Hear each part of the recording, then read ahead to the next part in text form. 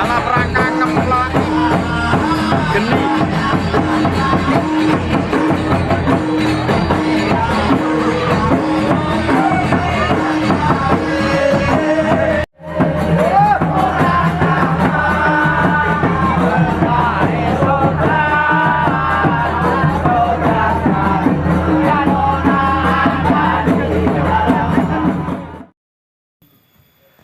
Assalamualaikum warahmatullahi wabarakatuh.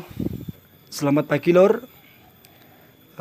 Sekarang menunjukkan jam sekitar setengah 7 pagi. Saya masih berada di Kota Boyolali, tepatnya sedang melakukan KKN di Desa Sumber, Kecamatan Simo, Kabupaten Boyolali. Pertama-tama perkenalkan, di sebelah saya ini ada Pak Sobihis, ya Pak. Beliau selaku menjabat sebagai Sekdes Desa Sumber atau biasa dipanggil Pak Care gitu. Di sini saya membuat video itu tentang di dalam proker kerja KKN yang sudah saya lakukan ini, salah satunya yaitu menghidupkan kembali budaya rodat. Budaya rodat itu adalah sebagai budaya tradisi masyarakat Sumber di sini yang pernah hilang, lalu tim KKN menghidupkan kembali. Nah, di sini saya membuat video bersama Pak Sobihis ini mau menggali tentang pengalaman tentang kisah dulu rodat itu seperti apa pada masa kecilnya Pak Sobihis ini. Langsung saja ya Pak, mengenai budaya rodat. Nah, Bapak bisa jelaskan dulu budaya rodat yang saya maksud di sini itu seperti apa? Definisi rodatan di sini itu seperti apa? Rodat itu kan menurut sepengetahuan saya itu merupakan salah satu kesenian yang dimiliki oleh masyarakat Desa Sumber dari zaman dahulu ya.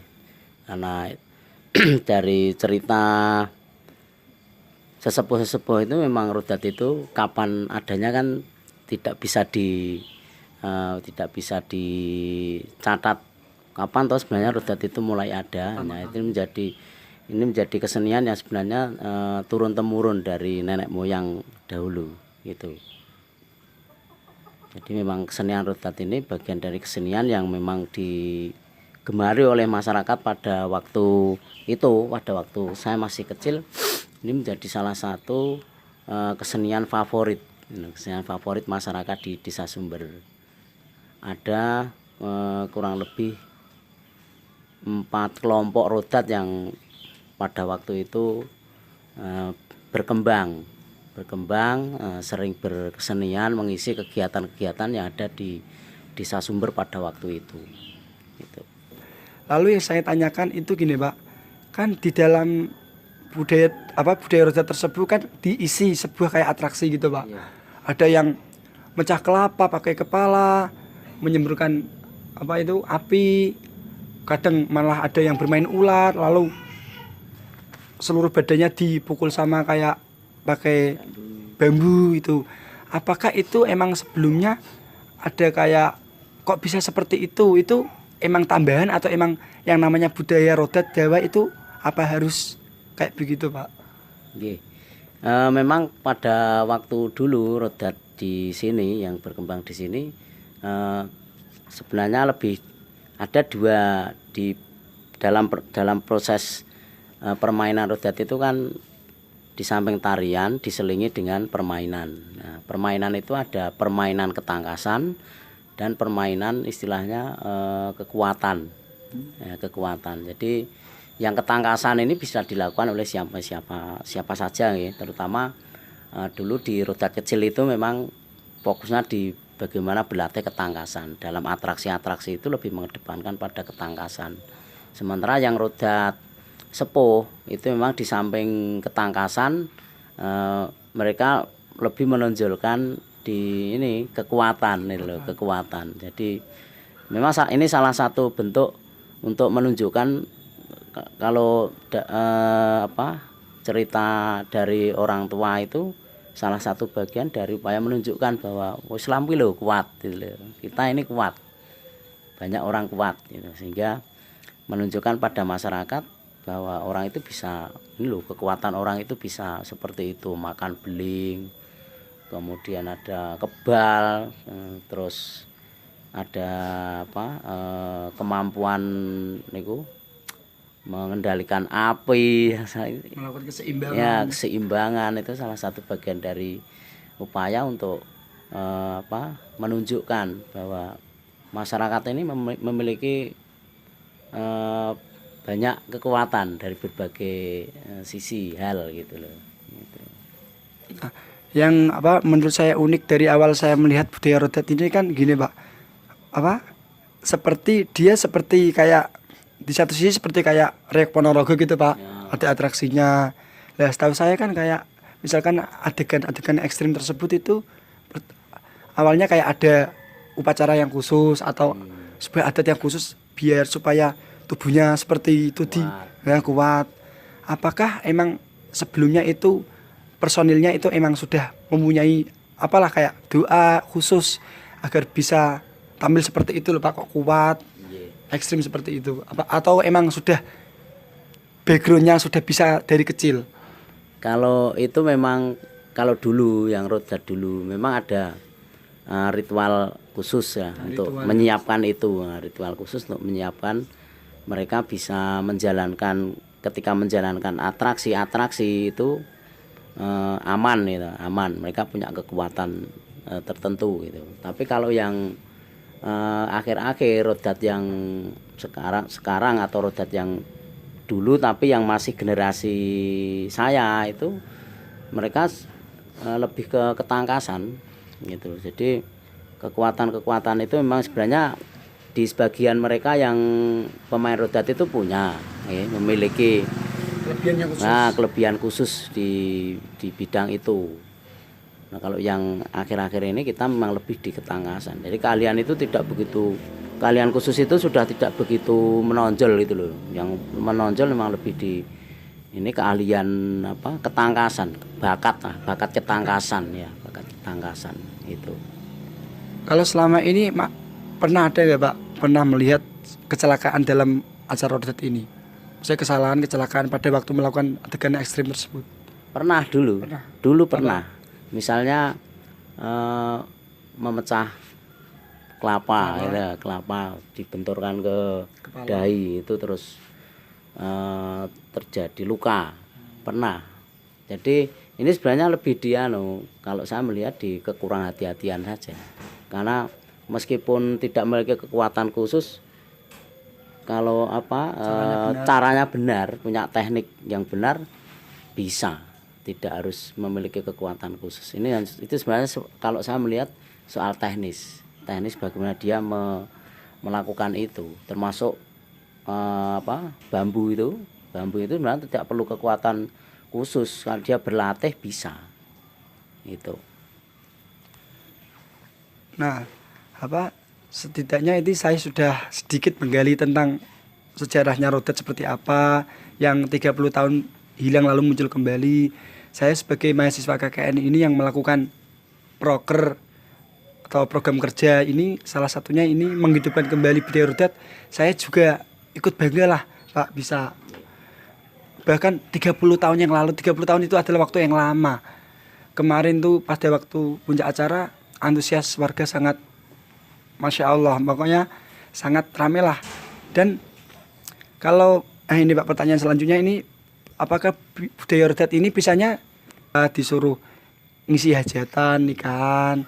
Apakah Rodat di sini itu seperti itu di acara event-event tertentu? Contohnya event-event apa saja Pak? Oke, kita merencanakan untuk Rodat yang baru ini ya kita lebih fokuskan di event-event desa. Event-event desa.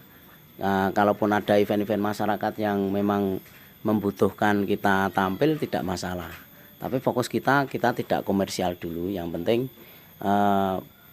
kesenian Rodat ini bisa berjalan. Karena ini kesenian kelangenan nih loh. Masyarakat sebenarnya masih senang, masih menyukai Rodat ini. Buktinya kemarin dari proses latihan sampai dengan pentas itu kan antusias masyarakat cukup bagus. Gitu. Nah, lalu berarti gini ya Pak, siar Islam itu lewat apa saja, media apa saja. Contoh misalkan rebana, kalau di tempat saya itu rebana biasa selawatan gitu.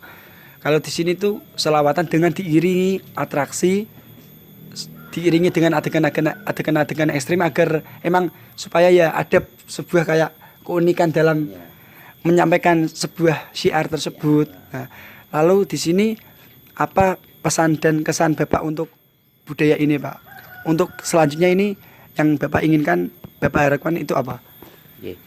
Untuk kesenian rodat kita saya terutama secara pribadi sangat mengharapkan ini bisa berjalan ya, berkembang ya. Kita akan mulai nanti dengan yang rodat baru kita bentuk ini, yang kita akan tata kelembagaannya, kemudian nanti kita bisa latihan rutin, dan ke depan kita akan mulai merintis rodat-rodat baru, rodat kecil ya, rodat kecil untuk anak-anak supaya kesenian ini tidak punah sebagai sarana nanti untuk syiar, karena di samping untuk syiar Islam, rodat ini kan sebagai upaya untuk penguatan apa istilahnya rasa patriotisme, karena di rodat itu sebagian besar lagunya kan lagu-lagu perjuangan.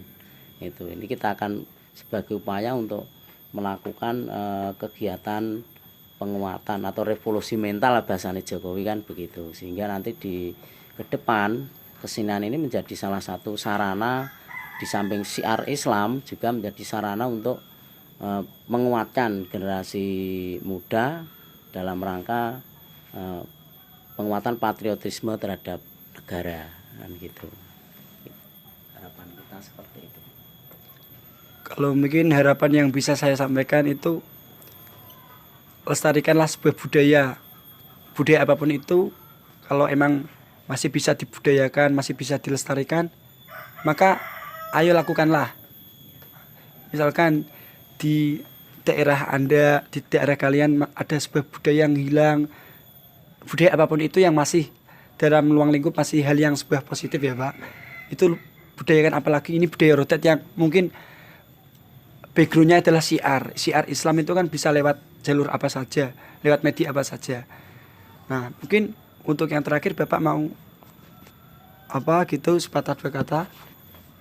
Oke, yang pertama saya mengucapkan terima kasih kepada teman-teman KKN WIN Wali Songo Semarang yang sudah membantu menginisiasi kembali, menghidupkan kembali, serta berlatih bersama-sama, mementaskan bersama-sama kesenian rodat di Desa Sumber. Semoga ke depan ini menjadi salah satu amal ibadah kawan-kawan dari WIN, dan ini bisa dikembangkan menjadi salah satu kegiatan yang bisa dilakukan atau ditiru oleh mahasiswa yang lain gitu. Itu. Oke, mungkin itu sepatah dua kata atau pesan-pesan dari pesan dan kesan maksudnya untuk kita sebagai mahasiswa KKN. Kalau dari saya itu pesan dan kesan dalam budaya rodat ini tuh sangat, ya gimana ya, pokoknya saya terharu lah Mas Teh, di daerah saya ini tidak ada hal budaya seperti itu. Budaya yang sangat unik, termasuk budaya unik di Indonesia bahkan ya Pak. Ya, harapan kami, saya mewakili teman-teman KKN, saya juga bangga, bersyukur bisa menghidupkan budaya yang 30 tahun telah hilang. Semoga kedepannya masih bisa eksis, bisa tampil, bisa dilestarikan, bisa dibudayakan, bahkan ada penerus-penerus yang mungkin 10 tahun yang akan datang, 20 tahun yang akan datang masih bisa eksis ya Pak. Ya cukup seperti itu. Selamat pagi. Wassalamualaikum warahmatullahi wabarakatuh. Waalaikumsalam.